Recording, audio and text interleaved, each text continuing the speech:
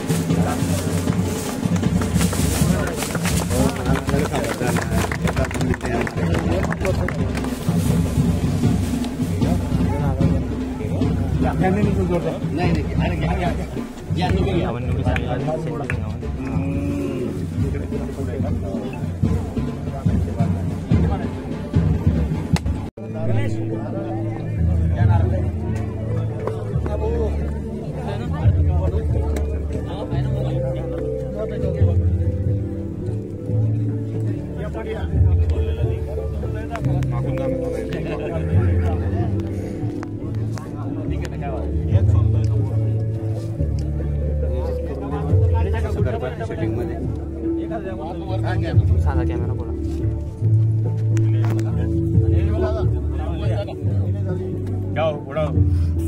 Video आता मारा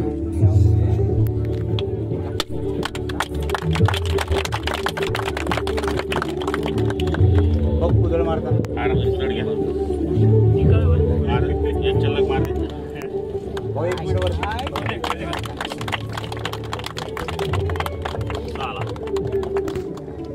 आणि सांगतो की भाऊ आम्हाला पत्र द्या. पत्र नुसतं साधं नसतं. पत्राचं 12 लाख 13 लाख 10 लाख असे त्या डीपीला खर्च येत असतो. परंतु भाऊंनी सांगितलं की बा केळी बेल्ट असल्यामुळे नेहमी आमच्यावर केसेस झालेल्या होत्या. केळी बेल्ट परिसरासाठी भाऊंनी MSCBवर सिंगाळा मोर्चा हा प्रसिद्ध होता. परंतु झाल्यानंतर प्रत्यक्ष भाऊंनी कार्य ज्यांचं लाभलं ते आमचे मोठे बंधू आदरणीय राजूजी चव्हाण यांचा सत्कार मी गजानन सोनवणे विनंती करतो की त्यांनी करावा.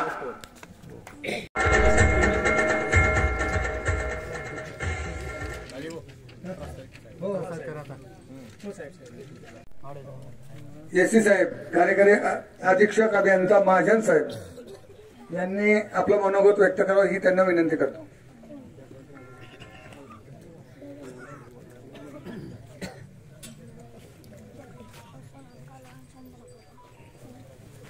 सर्वांना नमस्कार. आजच्या या भूमिपूजन सोहळ्याला उपस्थित असलेले